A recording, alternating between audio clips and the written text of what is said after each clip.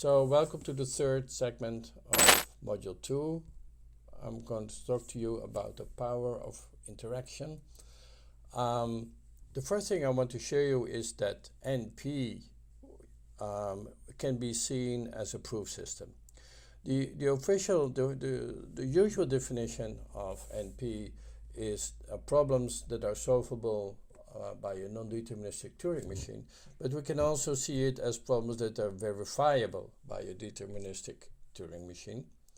So in this case, we are presuming we have a prover P who creates an instant X, and for instance, an instance of satisfiability, and W is the solution, the satisfying assignment. So in this case, P creates the instance, sends X and W to V, and V verifies it in polynomial time. And this is a perfect characterization of NP, but now it's modeled as a proof system. Now the question is, what can we do if we allow interaction? So instead of sending the W, maybe the verifier is going to flip some coins and is going to ask additional questions. So this came up in another context, in the context of what's called Arthur Merlin games, or Merlin-Arthur games. The idea is that Merlin is the prover, Arthur is the king, doesn't trust the prover so much and is asking lots of questions. So if we take this idea, we get to an interactive proof system. So in this case, X is a statement. The prover and the verifier, they interact a polynomial number of times, after which V accepts or rejects the statement, whether X belongs to some language.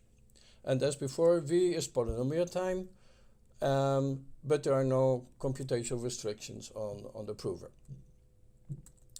So the formal definition, a more formal definition is this: in an interactive proof, a randomized polytime verifier with private coin tosses interacts with the all-powerful prover.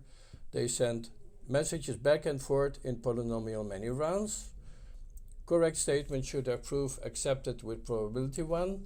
Incorrect statement should be rejected regardless of the proof with probability 1/2, which is the soundness. And we denote EP as the class of languages that admit an interactive proof system. I took this definition from a very interesting account of the history of IP and PCP. So just to summarize it again, completeness says that if both parties are honest, then the protocol will give always the correct result. It also says that if P is trying to cheat, if the X does not belong to the language, then the verifier will accept this only with very small probability.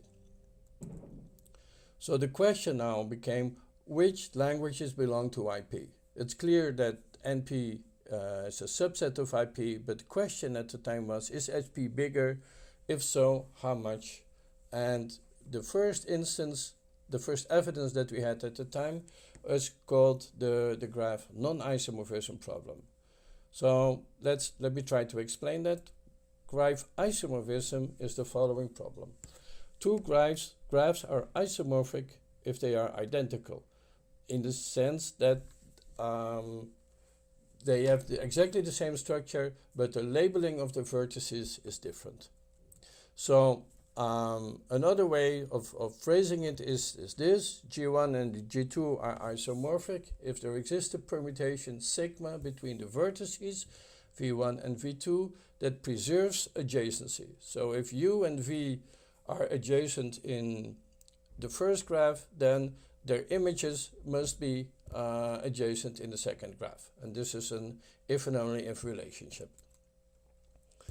Now, the thing with graph isomorphism is the following. Sometimes it's easy to decide, but not in the general case. If you have two adjacency matrices, or which are of the same size, then you may have a very tough time in deciding whether graph isomorphism, whether two graphs are isomorphic or not. It's known to be in NP, it's not known to be in P or to be NP complete. And I'm not exactly sure about the status of graph non-isomorphism at the time, but we can show now that graph non-isomorphism belongs to IP, which is shown through the following protocol. Because the thing is this, if the two graphs are not isomorphic, then P should be able to tell the difference in the following way. So the prover sends the two graphs to the verifier. Now the verifier will take will flip a random coin and will apply a permutation to G0 or G1 depending on the outcome of the coin flip. Now if the graphs are non-isomorphic, then the prover should be able to tell the difference.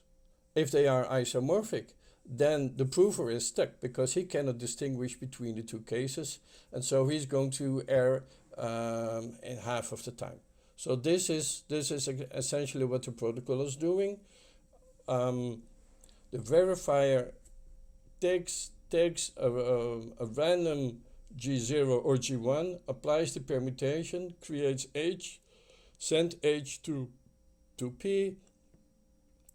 If the prover is now going to say to which of the two graphs H is isomorphic, to G0 or G1. If the graphs are different, then P will always succeed with 100%. If the graphs are the same, then the prover will fail about half of the time. So this was very, very interesting result at the time. Now, there is a surprising result by Goldwasser and Zipser, because it seems that in the previous protocol, the fact that the verifier can keep its random coin secret is essential. And surprisingly, Goldwasser and Zipser showed that there's always an equivalent protocol in which these random coins are public. So this is sort of surprising. One would expect that the random coin should always remain private, but that's not the case. The proof of that theorem isn't easy. We are not going to elaborate on it. We're going to just take this as a fact. So in some sense, we can always assume that the protocols that we have, that V's role can be reduced to flipping coins and sending them as challenges to the prover. And these protocols are called public coin protocols. Now note that the third party who observes the whole interaction can only accept the proof if he or she is convinced that the randomness of the challenges is true. Because otherwise, if the prover and the verifier conspire, so if the prover knows ahead of time which are the public coins that the verifier is going to use as challenge bits, then in that case the proof has no validity. Okay. So it turned out that IP equals the set of languages that are in IP equal to PSPACE. This is a famous theorem which was proven in '89. First work was done by Lund, Fortnow, Karloff and Nissan, and then Charmier took their result and proved the result that IP equals PSPACE. So just to remind you, so remember that polynomial time is everything that we can accept in polynomial time on a Turing machine. PSPACE is everything that we can accept with a message uses polynomial space on all inputs. Okay, and just to remind you, PSPACE is, everybody suspects that PSPACE is bigger than P. There's no real hard proof that P is larger than PSPACE, but everybody believes that PSPACE is much larger than P. So this was an interesting, significant result from a complexity theoretic point of view. Somewhat later, I think people started to work on probabilistically checkable proofs. So what's the idea of a PCP? It's the going back to the NP setting, in which the prover sends a very long proof. There is no interaction, so no questions from the prover, from the verifier to the prover, but the verifier only sees a small amount, a logarithmic amount of the bits sent by the proof. So I try to depict this here. This is the very long proof, and the verifier is only accessing very little segments of the proof. And the idea is that, why is this interesting? Well, because the prover can be much more powerful than the verifier, and so the prover maybe got to do a lot of extra work, but the verifier has only got to do very little amount of work, which is to query the proof at a small number of locations. So that's the basic idea of PCP. So we must think about how this the proof is going to be sent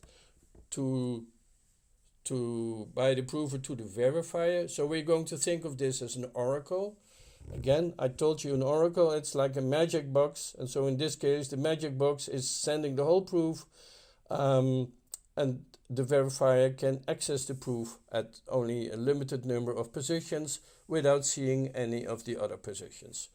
So we can say that the verifier can use R random bits, and it is allowed Q queries to the oracle, and that means that we can define the complexity class, probably checkable proof PCP, with R and Q as functions.